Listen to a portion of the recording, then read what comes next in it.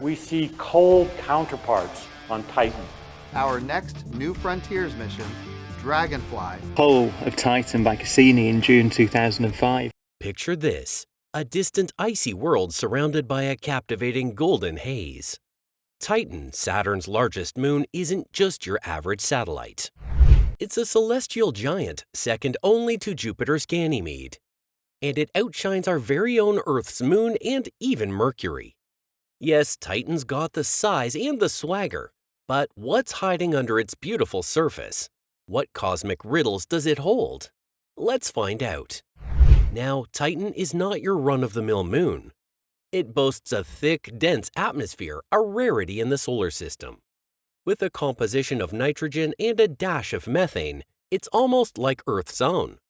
But what truly boggles the mind is Titan's liquid cycle. Clouds, rain, lakes, and seas. It's a scene right out of Earth's playbook, with liquid magic flowing across its surface. Imagine sailing on methane lakes, a space explorer's dream. But beneath that icy exterior, Titan is believed to harbor a subsurface ocean of water, which is basically an underground ocean. We're talking about mysteries that go deeper than the vastness of space itself. Now let's crunch some numbers. Titan's got a radius of about 1,600 miles. That's nearly 50% wider than the Earth's moon. Positioned approximately 759,000 miles from Saturn, it's got quite the commute. And just to put things into perspective, sunlight takes a whopping 80 minutes to reach this distant moon. It's no wonder things are a bit dimmer out there. Titan's got some smooth moves when it comes to orbiting Saturn. It takes a leisurely 15 days and 22 hours to complete a full orbit, all while keeping one face locked with Saturn. And speaking of Saturn, its long, stately orbit results in Titan's seasons, each lasting over 7 Earth years. Imagine celebrating New Year's once every 7 Earth years. But how do we know all of this? Well, NASA's Cassini spacecraft embarked on a remarkable journey, conducting over 100 precise flybys of Titan, Saturn's enigmatic moon. This endeavor led to a historic milestone, as the European Space Agency's Huygens probe became the trailblazer, marking the first ever landing on a surface in the outer reaches of our solar system. During its heart-pounding descent, which spanned 2.5 hours, Huygens diligently collected invaluable data on Titan's atmospheric composition and captured stunning images of its mysterious surface. Despite the harsh conditions, this probe not only endured the descent and landing, but persevered, transmitting crucial data for over an hour from Titan's icy terrain, pushing the limits until its batteries were finally depleted. But what's hidden beneath its icy skin? Well, we don't have all the answers. One model, based on data from the Cassini-Huygens mission, paints a fascinating picture. Imagine a moon with 5 primary layers. At its core, there's a solid rock, water-bearing silicate rock to be precise, about 2,500 miles in diameter. Encasing this core is Ice 4, a rare and high-pressure form of water ice. Surrounding that is a layer of salty liquid water, topped by an outer crust of, you guessed it, water ice. This icy surface is adorned with organic molecules, remnants of substances that rained down from the atmosphere. And speaking of the atmosphere, it's thick and embracing, setting the stage for Titan's mesmerizing wonders. The origins of Titan, our celestial neighbor, still leave scientists scratching their heads. But here's a clue that might blow your mind. Titan's atmosphere holds secrets in the form of nitrogen isotopes. The isotopic ratios in Titan's atmosphere closely resemble those found in comets from the distant Oort cloud, a realm of icy bodies way out there in the cosmos. This suggests that Titan's building blocks came together early in our solar system's history, possibly right from the same cosmic cookbook that gave birth to our sun.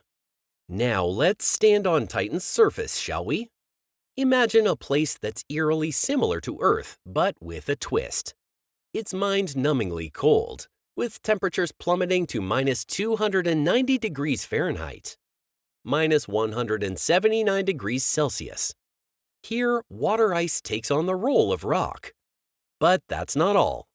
Titan might just have its own form of volcanoes, spewing forth not molten rock, but liquid water lava. Rivers of methane and ethane cut through the landscape, carving out intricate channels and filling vast lakes with liquid natural gas. Think about it. Rivers of methane. That's not something you see every day. Now picture this. Vast stretches of dark dunes across Titan's equatorial regions. These dunes aren't made of your typical sandy stuff. They consist of dark hydrocarbon grains that might resemble coffee grounds. In appearance, they're reminiscent of the iconic dunes in the Namibian desert. But here's the kicker. Titan doesn't sport many visible impact craters. Why, you ask? Well, it could be because the surface is relatively young, and the evidence of impacts gets erased over time. Titan shares this trait with Earth, where the forces of flowing liquid, wind, and geological activity constantly reshape the landscape. Now, in a solar system teeming with moons, Titan stands alone, holding its unique title, the only moon with a thick atmosphere.